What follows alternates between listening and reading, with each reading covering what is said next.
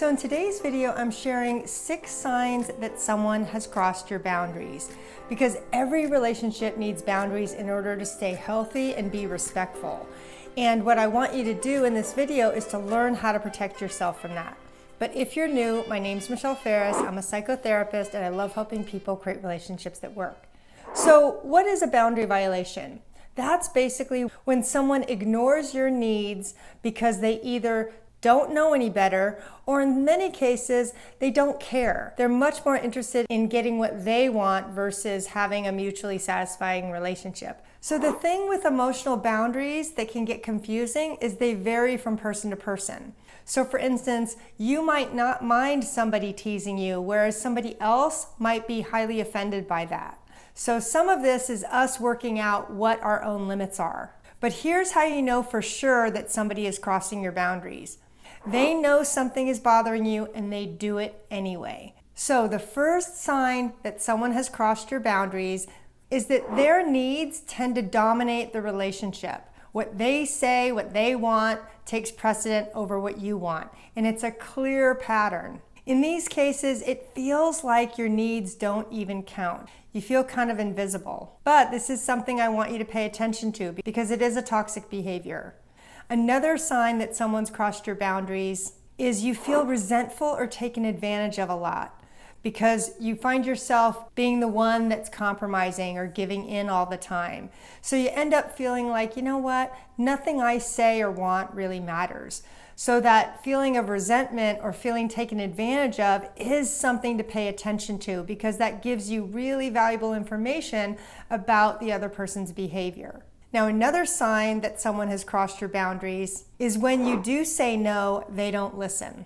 They don't take your needs into account. You may say, you know what, I really can't help you this weekend, and they just talk right over you as if you never said a word. And so you get the impression, oh my gosh, they think I said yes, I better do it. And that's the last thing I want you to do, because part of what makes this so challenging is that they don't hear us. But you are still at choice for your behavior. So one way you could handle that is by saying, hey, listen, I need to get back to you on this. I'm gonna call you tomorrow. So even if they didn't hear you, you are taking the step to let them know, I'm gonna give you a phone call tomorrow. Because sometimes creating that space can really help you stay firm on your own boundaries. Another sign that someone has crossed your boundaries is that they're constantly pushing the limits with you.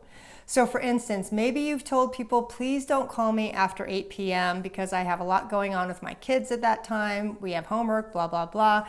And they continue to call after 8 p.m.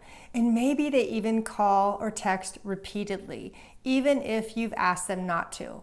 This is super common with boundary violators because they don't see other people's limits.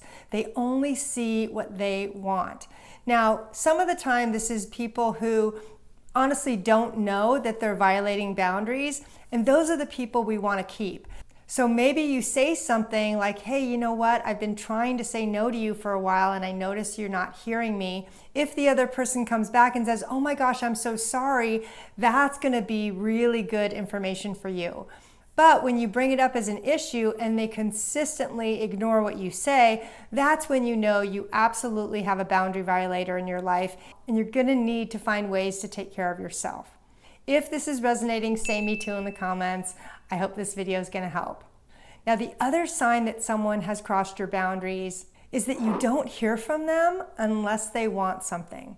So if they want company, if they have a favor or something that they want to do with you, you hear them. But when they don't, they're nowhere to be found. Maybe you're asking them for support or asking them for coffee and they don't even bother to respond. That's a real typical behavior of a boundary buster or someone who's crossing your boundaries because they don't see or hear other people's requests because they're too consumed with their own. Now, another sign that someone has crossed your boundaries is that you're always on edge around them.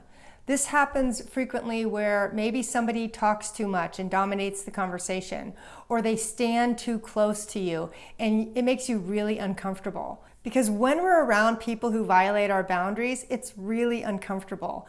So it makes sense why you would feel on edge or even want to avoid any contact with them. Because unless you are able to confront the situation directly and they are willing to hear that, this pattern of boundary violation is just going to keep happening. And that's what I want to remind you of, is that boundaries are so essential to any relationship. But they're also about what you choose to participate in, not what they do.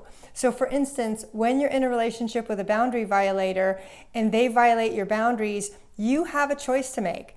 You can either stay and participate in that and stay silent, or you can vote with your feet, which means you leave, you walk away, you say, you know what, this isn't working for me. Because part of what I want you to do is protect yourself. And with boundary violators, they typically don't listen. It really falls on you to take care of yourself. The other thing I want to say when people cross your boundaries is try not to take it personally. I know it's really hurtful when somebody crosses your boundaries. Believe me, I've been there. But I have to remember that that is how they operate. They either don't know any better or they just don't care. I don't want you to take their behavior personally, because what somebody else does, especially when it's hurtful or toxic, is more about them and their own struggles in life than who you are as a person. And this gets tricky because sometimes when people cross our boundaries, you can feel manipulated or they make you feel guilty about saying no. But you know what? That's just their pattern. It doesn't mean you're doing anything wrong in the relationship. Setting boundaries is your right. And for boundaries to be effective, they have to be something you can control. So what can you do when somebody violates your boundaries? Here are a few tips. One, I want you to acknowledge it. This is sometimes the hardest part, because sometimes we think, oh, maybe I'm being too sensitive, or maybe I should be more compromising when it comes to this person because they're having a hard time. I don't want you to do that. You know in your gut if you feel like they're violating your boundaries, and I want you to trust that. The second thing I want you to do is create what's called a broken record technique. This is a statement that you're going to say 2 or 3 times when they ask you to do something. I'm sorry, I'm just not able to help you. And I want you to say that 2 or 3 times. Now I know some of the time the other person is still going to steamroll over you, but I want you to stand up for yourself. And sometimes this requires you keep talking even when they interrupt you. Because I've had this happen with toxic people in my life where by the time I get to the 3rd one, they actually are quiet and they actually do listen.